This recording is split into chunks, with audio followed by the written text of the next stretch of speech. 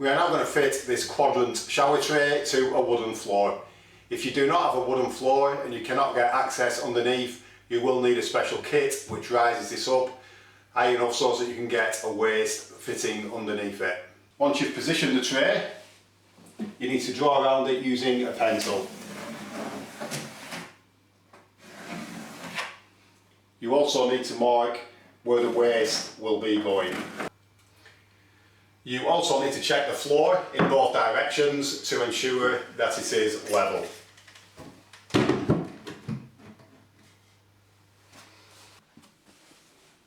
We now need to get the waist trap, and we need to point the outlet on the waist in the orientation of the waste pipe below, and we need to draw around that. We now need to take two hole saws, one large enough for the trap itself and one large enough for the pipe. We will then drill through here using an electric drill and the two hole saws. That will give us an hole large enough to put the waste directly through it once it is installed in the shower tray. You will notice that I've drawn a black line along the floor. That is to identify where the joist is. The actual waste is going there, so we have plenty of room there to get the waste in. You now need to check underneath the floor to make sure there's no pipes or cables running there before you put these two holes in. We're now just going to put on some safety glasses. Now we can start by making the first hole.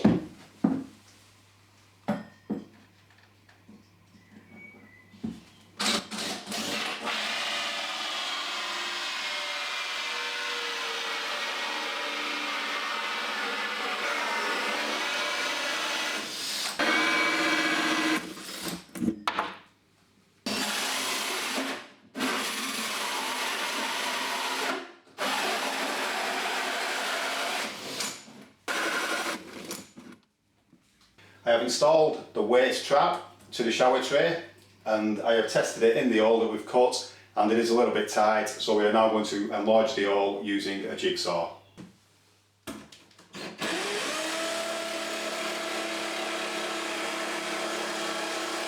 now going to paint the area using some waterproof sealer.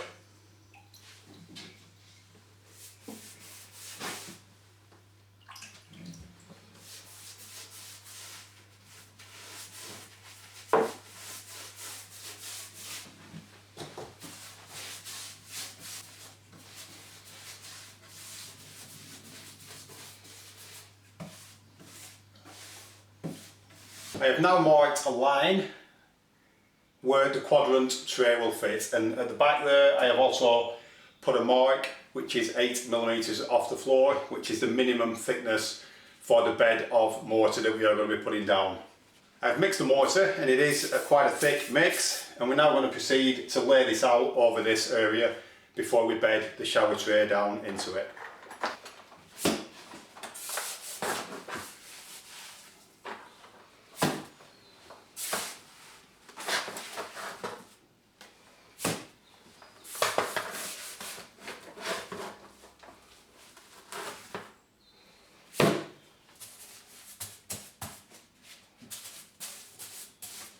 So once I've spread some cement out, I'm then going to level it off using a plasterer's trowel.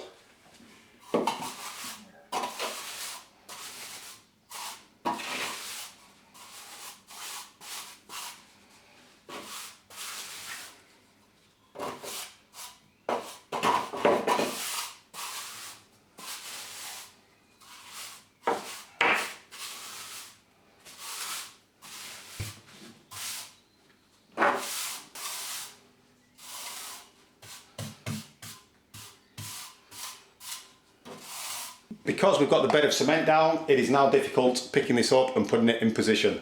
So in order to help us, we're going to use some glass suction lifters.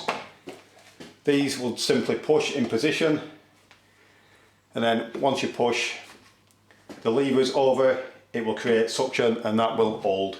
Each one of these can hold approximately 70 kilos.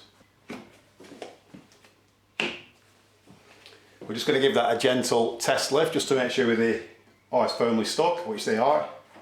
Before we put the tray in position, we need to remove the masking from this edge and the other square edge. So we're just going to gently peel back on that.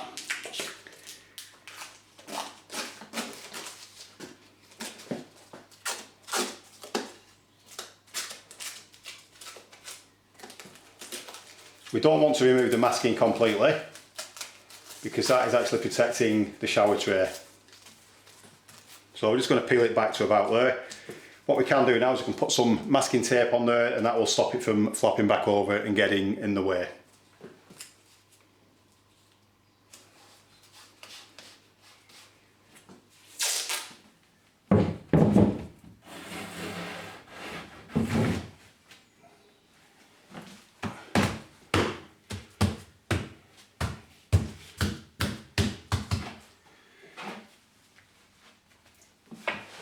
We can now remove the glass lifters.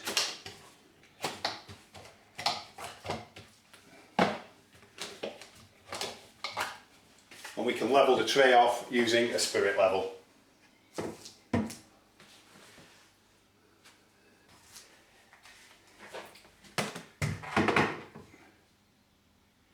The tray is perfectly level in that orientation. If we go this way, it just needs to go a little bit lower at the front. So you can simply tap that down using your hand.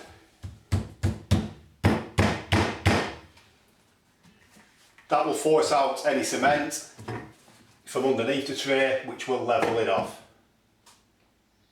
You can then go around the tray and you can cut away any excess mortar using a small trowel.